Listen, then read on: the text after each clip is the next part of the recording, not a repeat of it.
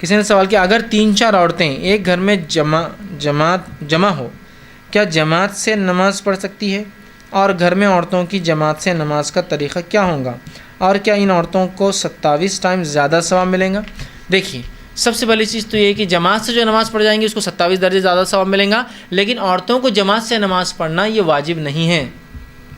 تو لہٰذا آپ اس کیس سے مستثنیٰ ہیں، لیکن جب پڑھیں گی تو 27 درجے زیادہ ثواب مل جائیں گے۔ تو کیا جب آپ نہیں پڑھی تو آپ کو ثواب کم ملیں گا؟ واللہ عالم، یہ اللہ بہتر جانتا ہے، اللہ کیسے آپ کو ثواب دیں گا اس کا، چونکہ کچھ حدیث میں نہیں، اس لیے وضاحت میں نہیں کر سکتا ہوں، صحابیت نے کبھی پوچھا اور جواب نہیں طلب کیا، اس لیے مجھے بھی نہیں پتہ کہ کیا اس کا ہوگا، لیکن یہ بات تو کہی جا سکتی ہے جماعت میں 27 درجے، باقی واللہ عالم کیا آپ کو ثواب ملیں گے۔ دوسرا رہا، اب عورتیں اگر جمع ہو تو کیسی نماز پڑھیں؟ تو دیکھیے، اگر کچھ عورتیں جمع ہوتی ہیں تو یہ بھی چاہے تو جماعت بنا سکتی ہے، اس کا طریقہ یہ ہوگا کہ عورت امامت کریں گی، اس میں کوئی اذان نہیں دی جائیں گی، یاد رکھیے عورتوں کی نماز کے لیے اذان وہ نہیں ہوں گی، جہاں مرد پڑھتے ہیں وہاں عورتیں آ جائیں تو وہ اذان ان کے لیے کافی ہوتی ہے، ٹھیک۔ اس کے بعد عورتیں کھڑی ہوں گی، جماعت بنائی جائیں گی، جماعت کا طریقہ یہ ہوگا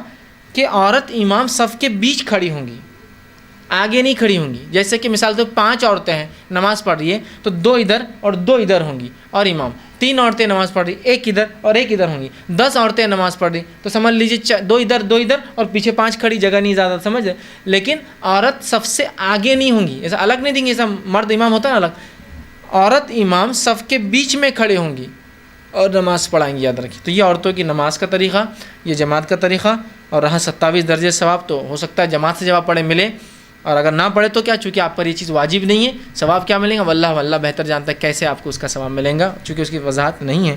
تو لہٰذا عورت بھی چاہے تو جماعت بنا سکتی ہے۔ لیکن کیا عورتیں ایسا کر سکتی کہ محلے کی کچھ عورتیں مل جائے اور روز ہی جماعت بنائیں؟ نہیں،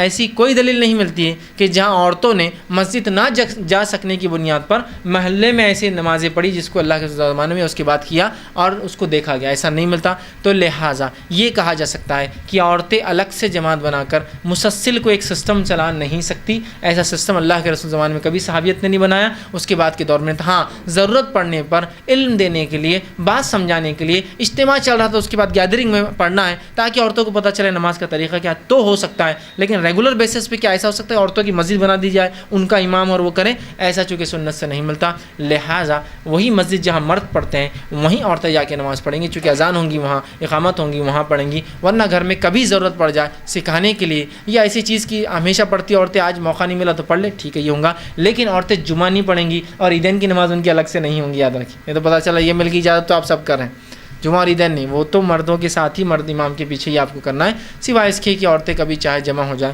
تو اپنی نماز پڑھ سکتی، امام صف کے بیچ ہوں گا، اس سے آگے نہیں کھڑا ہوں گا۔